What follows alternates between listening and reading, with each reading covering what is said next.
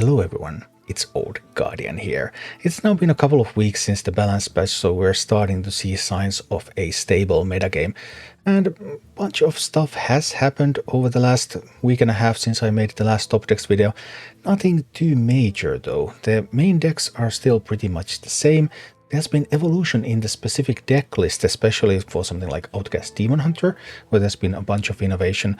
But other than that, the archetypes themselves remain pretty much the same. Let's take a look at what are the best decks in the game right now. So coming in at number 13 we have Burn Mage. And recently the most successful Mage decks have been these kinds of ideas with burn elements in them and secret elements in them. And this current best Mage deck also incorporates some secret elements into its game plan. There's Costumed Singer in here, there's Counterspell and there's Objection, so trying to make the opponent's life a little bit miserable. But other than that, follow it up with some spooky mechanics and some Arcane Worms and Arcane Bolts and boom. At number 12 we have Undead Priest. Undead Priest is still using this Swarm strategy. Swarm strategy has been the superior strategy for quite some time for this archetype. Now after the nerfs it has ditched Posig and High Cultist Basalev has returned back to the deck again. But other than that there are no significant changes in this archetype. The only brand new archetype in the list compared to 1 week ago is Menagerie Warrior. Yeah, Menagerie Warrior is back. Menagerie Warrior nowadays makes use of the mini-set. There's Backstage Punchers in this deck, there's Magada Bane of Music, Nelly the Great Treasure is used to great effect in this deck as well.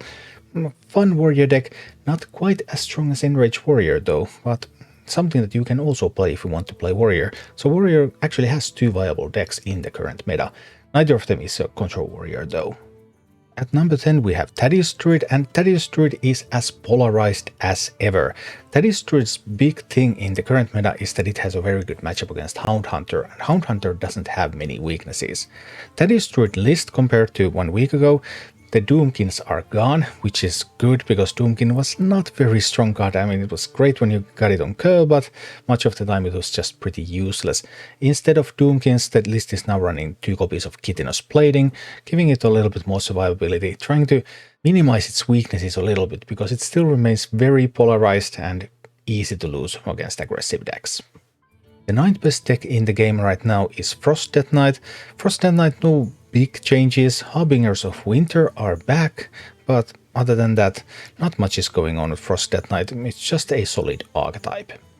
Coming in at number 8 we have Relic Demon Hunter, and Relic Demon Hunter is one of the few lists that hasn't really changed, so Relic Demon Hunter just doing its thing as usual. Number 7 is Enrage Warrior. Enrage Warrior also continues with the exact same list that it has been using for weeks now, and this list is pretty strong, and Enrage Warrior is currently the strongest warrior deck in the game.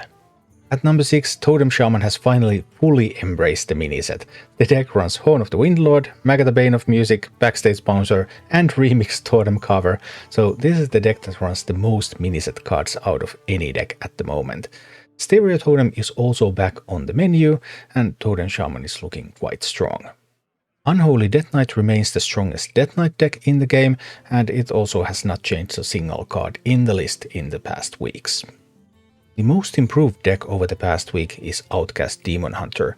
The Outcast Demon Hunter list nowadays runs stuff like Shambling Chows and Murloculus, and this list now with Lady Steno finally completely out of the picture, after having got Lady Steno, which kind of felt like you want to include it even when it wasn't strictly necessary for Outcast Demon Hunter, has really freed innovation for Outcast Demon Hunter, and this list in particular is performing admirably. Your Paladin remains a strong deck as always, just fighting for the board in the early game, and then Horn of the Windlord for Quel'Thalas, Feast and Famine, just pushing tons of damage to the face. Pure Paladin hasn't really changed over the past weeks, but it remains strong. It also remains quite a balanced deck in the sense that it has a lot of matchups that are like between 48-52 and 52-48, so very close. As you can see, strong against, weak against, there are not many decks where Pure Paladin just has a huge advantage against or is super unfavored against, just a steady performer. Evolve Shaman has been climbing the ranks. Evolve Shaman has returned back to running Bloodlust in the current meta, and that seems to be doing the trick. Evolve Shaman, the second best deck in the game. And the best deck in the game remains Hound Hunter. Hound Hunter is played in two varieties. There's a list with Renatal and there is a list without Renatal, so 40 or 30 cards. The Renatal list seems to be slightly stronger at the moment, so that is my current recommendation. This list is close to the one that I recommended a week ago, but it has got Vicious Slither Spears in order to add Aralon and Mr. Mukla into the mix. But if you don't have those legendary cards, then you can go back to just Vicious Slither Spears. That's still also a fine alternative, but Mr. Mukla is just such a great card, so you kind of want to include that one. So overall, looking back at the last week and a half, nothing drastic has happened in the meta.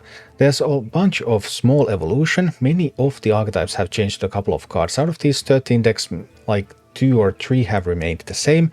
All the others have had some evolution in them, and Outcast Demon Hunter is the one that has improved the most. But overall, the meta remains similar to what it was immediately after the balance patch. Thank you for watching. Click like and subscribe if you enjoyed this, and a special thanks to all of my Patreon supporters, YouTube members and Twitch subscribers who make all of these videos possible.